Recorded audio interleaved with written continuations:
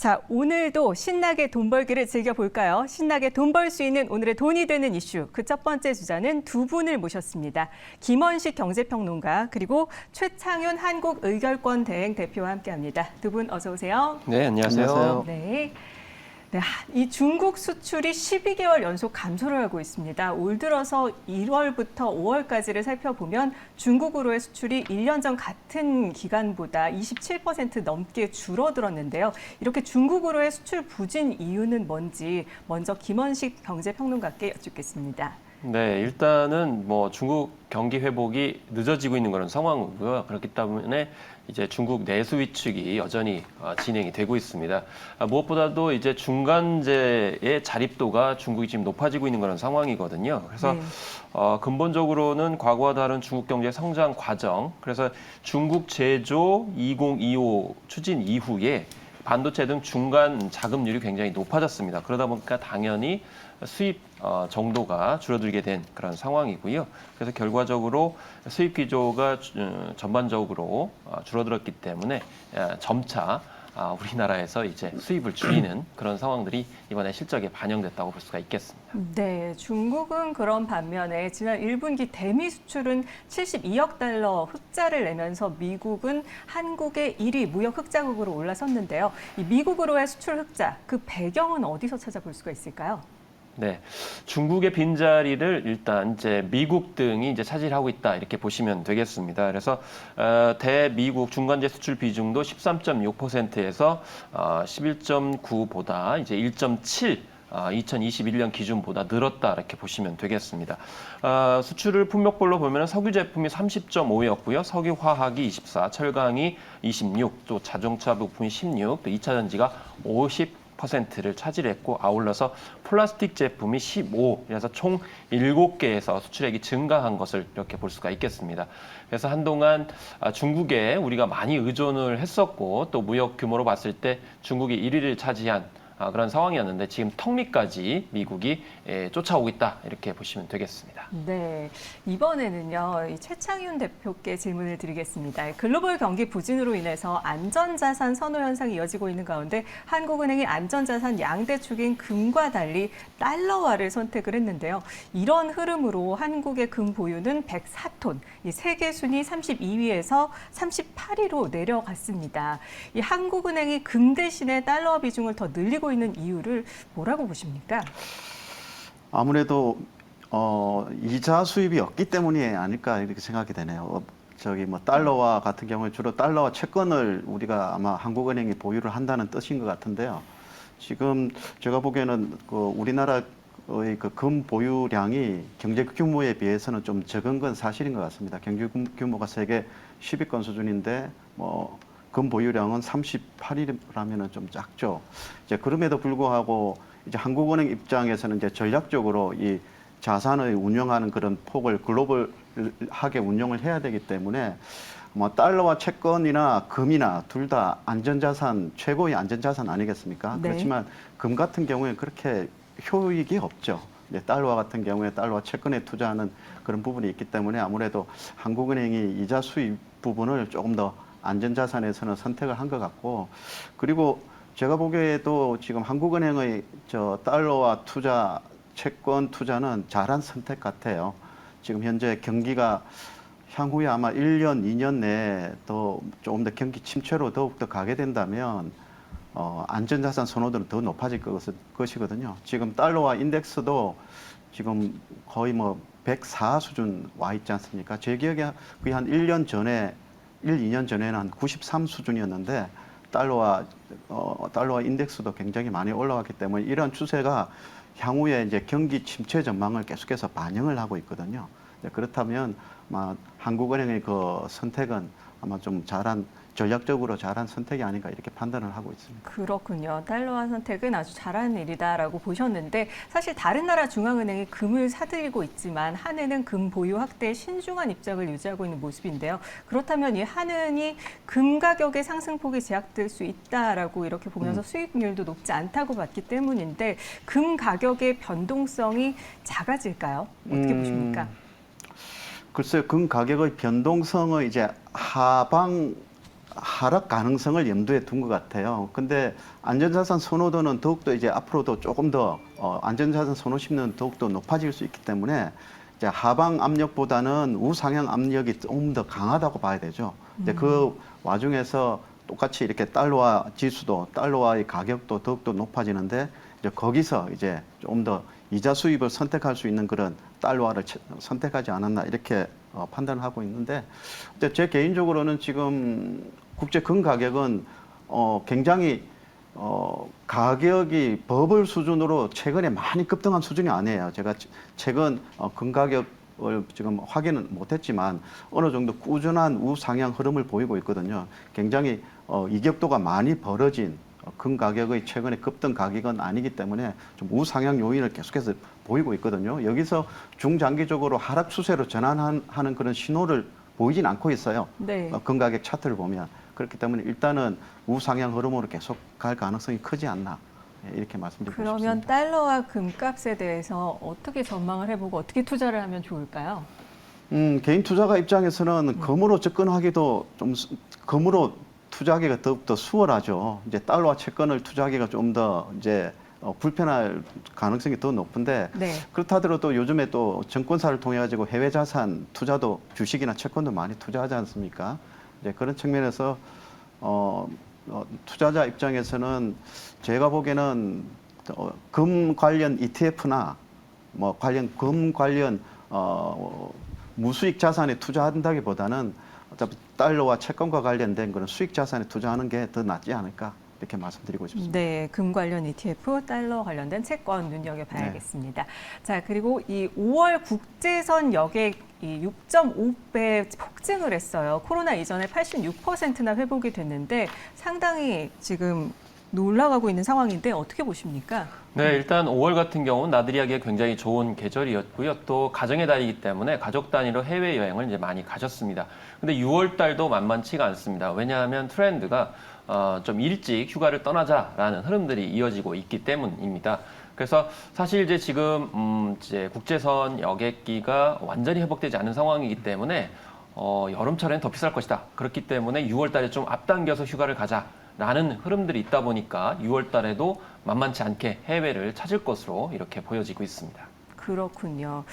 지금 코로나 이전 수준까지 올라오는데 얼마나 걸릴지 모르겠지만 지금 유가도 하락세를 보이고 있는데 사우디 감상 결정이 유가에 미치는 영향이 어떨까요? 어떻게 보십니까?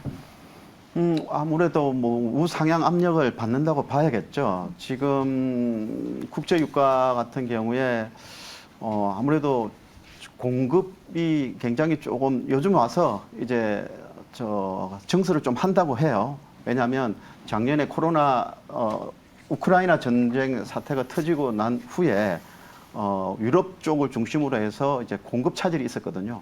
공급 차질이 생기면서 정제 마진이 올라갔어요. 이제 공급이 부족하니까 가격이 마진폭이 올라가는 거죠. 정제 마진이 올라가니까 글로벌 석유화학 업체들이 정설을 빨리 하려고 하겠죠. 이제 정설을 하게 되면 바로 그 공급을 바로 할 수 있는 게 아니지 않습니까? 정설 후에 어느 정도 이제 유지 보수도 필요하고 이제 설비 투자도 필요하기 때문에 이제쯤이면 아마 공급이 증가할 그런 시점이 되지 않았나 이렇게 생각을 하고 있는데 유가는 이제 제가 보기에는 조금 더 수요 증가 요인보다는 공급 증가 요인이 많기 때문에 단기적으로는 물론 조금 우상향 가능성도 있지만 좀 중장기적으로 본다면은 유가는 하락 요인이 더 크지 않나 이렇게 말씀드리겠습니다. 네, 이 국제선 여객이 늘어나고 있는 상황인데 6월에는 더 어떻게 폭증할 것으로 보십니까? 네, 그렇습니다. 그래서 6월 달 같은 경우에는 물론 장마철이 6월 이제 하순에 이르르고 있습니다만은 그 점을 생각했을 때 6월 장마철에 오히려 앞당겨서 해외 여행을 갈 수 있다 이렇게 볼 수도 있는 것이죠. 그래서 대개 이제 7말 8초라고 하는 우리 이제 여행 개념들이 좀 많이 깨질 것이다 이렇게 예측을 하고 있는데 다만 또 이게 변동성이 있을 수는 있습니다. 뭐냐면 지금 현재 이른 휴가를 가다 보니까 오히려 그 숙박지라든지 또 항공 가격이 오르면서 약간 이제 조정기가 필요할 것으로 이렇게 예측되는 부분도 있습니다. 네, 그렇군요. 그렇다면 우리가 항공주 실적을 좀 봐야 될 텐데 항공주 실적이 서프라이즈 2분기에도 기대를 해봐도 될지 그리고 대한항공 아시아나와 또 LCC 저가항공 중에서 어느 쪽에 더 기대를 해볼 수 있을지 좀 얘기를 좀 해주시죠. 그런데요, 이 실적이 굉장히 좋게 나올 것이라고 생각하고 항공 수요도 이제 여객선 수요도 지금 많이 증가할 것으로 예상을 하고 있지 않습니까? 그런데 항공주의 주가를 보면 그렇지 않아요. 여러분들 보시면 대한항공이나 아시아나항공 주가 보시면 거의 바닥권에 있거든요. 근데 이렇게 좋은 전망이 이렇게 나오고 있는데 주가는 왜 이럴까 이렇게 생각을 한다면 단기적으로는 물론 이런 일시적인 그런 뭐 항공 수요, 여객 수요가 증가할 수 있지만 결국은 경기의 영향을 벗어날 수가 없거든요. 경기 침체의 영향을. 네. 그리고 주식 투자자 입장에서 보면 항공주가 실적 서프라이즈를 하더라도 그 중에도 또 하나 찾아보고 싶은 종목은 있지 않습니까? 네. 그렇다면 대형주보다는 저가 항공주 LCC가 좋으실 거예요. 그럼 LCC 중에서 항공주 탑픽이 있다면 어떤 게 있을지 가격 전략까지 좀 얘기해 주시죠. 지니어가 좋을 것 같은데요. 자, 여러분들 주가의 그 저가 항공사 차트하고 그리고 대한항공 아시아나의 차트 현재 주가 위치 수준을 보면 접근하기는 대한항공 아시아나항공이 접근하기는 수월해요. 왜? 싸기 때문에 거의 바닥권에 있기 때문에. 네. 근데 사기 쉬운 차트에 항상 함정이 있거든요. 네. LCC 같은 경우에 이제 제주항공이나 이런 진에어 같은 경우에는 한번 그 주가가 큰 어느 정도는 우상향 흐름으로 이렇게 턴을 하고 나서 그 이후에 지금 눌림목 구간이거든요. 이런 차트를 사야 되지. 대한항공 같이 중장기적으로 바닥권에 있는 이런 주식들 사기는 수월한데요. 근데 거기에 보면 어느 정도 보이지 않는 왜 이렇게 안 올라갈까? 좋다고 하는데 이런 항상 의문과 질문을 항상 자기 자신에게 해야 되거든요. 네. 그래서 저는 주가를 이 항공주를 사신다면은 대한항공 큰 대형 항공주보다는 진에어 같은 이런 중소형 항공주가 수월하지 않을까. 네, 진에어를 좋지 탑픽으로 꼽아주셨습니다. 가격 전략을 만약 세워보면 어느 정도까지? 가격은 제가 지금 이 차트가 띄워지지 않아가지고 제가 확인을 못했는데요. 일단 제 투자 전략을 지금 나오네요. 보면, 네. 현재가 수준 정도면 저는 부담 없다고 생각합니다. 여기 차트를 보면 어느 정도 중기적인 상승 후에 지금 단기 하락 추세를 지금 보이고 있거든요. 이거 좀 길게 보여주시면 차트 확인이 좀 주봉으로 보시면 더욱더 수월할 텐데, 네. 저런 차트가 어느 정도는 더 제가 보기에는 현재 가격대 수준에서 조금 더 길게 보고 일시적인 가격 변동성에 너무 얽매인다기보다 일단은 현재 수준에서 접근하고 단지 손절매는 제 예상과는 또 다르게 좀 많이 빠질 수도 있거든요. 그러니까 손절매 가격 최소한 20% 정도, 이 정도는 설정하시고 냉정하게 하고 그 다음에는 일단 너무 단기적인 주가의 변동성에 너무 휘둘리지 말고 좀 긴 관점에서 진에어 같은 거 한번 접근해도 괜찮지 않을까. 네. 그렇지만 네. 그렇다 하더라도 주식 업종 투자 업종에 선택을 하는 데 있어서 저가 항공주가 탑픽은 아닙니다. 네. 항공주 중에서는 진에어를 중소형 항공주, 네. 중소형 항공주 중에서는 진에어가 나타나는 거죠. 네, 진에어를 장기적인 네. 관점으로 보라는 말씀해 주셨고요. 그렇다면 항공주와 함께 봐야 할 여행주는 어떤 게 있는지 여행주의 실적 전망을 좀 빠르게 해볼까요? 여행주도 그렇게 실적 전망이 썩 좋지는 않을 겁니다. 물론 또 뭐 작년에 워낙 안 좋았기 때문에 일부 정권사에서는 또 전년 동기 대비 호실적이 예상된다고 이렇게 예상할 수도 있는데요. 그건 기저효과죠. 전반적으로 아마 진에어뿐만이 아니고 여행사들 모두 다 절대적인 수치는 아주 낮은 수치에 계속 하고 있거든요. 네. 거기서 주가의 상승, 실적 회복 모멘텀이 강하게 나타나느냐 여부가 중요한데 네. 강하게 나타나는 그 재료는 결국은 경기 회복에 있지 않습니까? 그래도 여행주 탑픽을 뽑아주신다면 어떤 게 있을까요? 하나투어로 제가 말씀을 드리겠습니다. 알겠습니다. 네. 하나투어를 좀 지켜보도록 해야겠습니다. 자, 그리고 6% 전후 금리, 이 청년 적금이 나올지 관심이 모아지고 있습니다. 바로 윤석열 대통령이 대선 공약에서 청년층 자산 형성 기회를 만들기 위해서 도입을 약속했던 금융 상품인데요. 요즘 이 기준금리 상승기에 청년 고금리 적금 출시가 어떨까요? 과연 네. 이뤄질지. 사실 이제 은행권 입장에서 봤을 때는 좀 예대 마진 관점에서 봤을 때 좀 고민스럽다 이렇게 얘기를 하고 있거든요. 네. 이제 매달 70만 원씩 해서 정부가 월 최대 24,000원씩을 더해줘서 이자 소득 뭐 비과세 혜택까지 준다고 하는 건데 은행권 자체는 너무 많은 이유를 줄 수 없다라고 또 고민하고 있고 또 한편으로는 청년들이 끝까지 다 만기를 할 것이냐 이런 점이 또 관건입니다. 그래서 정부 쪽이나 이제 입법 조사처에서도 어떻게 할 것이냐라고 했을 때 결과적으로는 중간에 해지하지 않도록 하기 위해서는 만기 이후에 관련 자산에 관련돼서 또 투자를 하고 또 수익이 올 수 있도록 이렇게 연동하는 모색들이 굉장히 중요하다라고 언급을 하고 있습니다. 네. 그리고 이 신용대출 금리가 뚜렷한 하락세를 보이면서 다른 은행 대출로 갈아타는 대환대출이 인기를 끌고 있습니다. 이 대출 금리가 얼마나 내려가고 있는 걸까요? 일단은 이제 금융위가 공개한 사례들을 보면 이제 뭐 긍정적인 신호들이 나오고 있습니다. 은행권을 중심으로 해서 이 대환대출 인기가 뜨거운 것은 은행권의 경쟁 때문인데요. 실제로 우대 금리를 제공하는 등 인센티브를 유도하고 있습니다. 우리은행 같은 경우는 대출 서비스에 있어서 0.5%포인트 우대 금리를 이렇게 주고 있습니다. 그리고 최대 10만 원의 거래 비용까지 또 지급하고 있고 신한은행 같은 경우에는 첫 달 대출 이자를 포인트로 돌려주는 형태로 공격적인 영업을 하고 있는 것이거든요. 그렇지만 일각에서는 금융사별 취급 한도로 인해서 금리나 경쟁이 곧 제한에 걸릴 것이다 이런 이제 지적도 있습니다. 왜냐하면 정해진 한도 내에 이를수록 금리를 이렇게 낮출 이유가 없기 때문이죠. 이런 점 생각을 하셔야 되겠고요. 그 다음에 이 수수료가 대출 금리에 전가될 경우에는 제도의 또 취지가 퇴색될 수도 있다. 이런 우려도 나오고 있습니다. 그리고 전반적으로 저신용자의 경우에는 제도 혜택을 보기 어렵다는 점, 이 점 때문에 또 장애가 될 것이다. 라는 지적들 꼼꼼하게 챙겨보셔야 되겠습니다. 네, 그런가 하면 금융당국은 이 대환대출 서비스 출시 이후에 각 금융회사에 적용하던 취급 한도를 일시적으로 폐지하기로 했다고요. 어떤 부분을 또 우려해야 될지, 어떤 것이 또 우리한테 유리할 수 있을지 자세한 내용을 좀 살펴봐 주시죠. 네, 그렇습니다. 그래서 대출 이용 시에 주의할 점이 있으신데요. 우대금리 조건과 중도 상환 수수료를 챙겨보셔야 됩니다. 특히 갈아타는 금융회사에서 기존 대출을 자동 상환하는 과정에서 발생하는 중도 상환 수수료를 이제 눈여겨보셔야 될 것 같고요. 또 이 금융권을 이용하는 고신용 차주가 또 은행권의 중금리 대출 상품으로 이동할 것을 뭐 이제 충분히 가능하다 이렇게 전망을 하고 얘기를 했었습니다만은 실제로 은행권은 생각이 다릅니다. 그래서 제2 금융권을 이용하는 차주가 1금융권 은행으로 이제 이동하는 데 있어서는 좀 제한이 있을 것이다라는 이야기를 하고 있기 때문에 이 부분도 꼼꼼하게 챙겨 보셔야 될 것 같고요.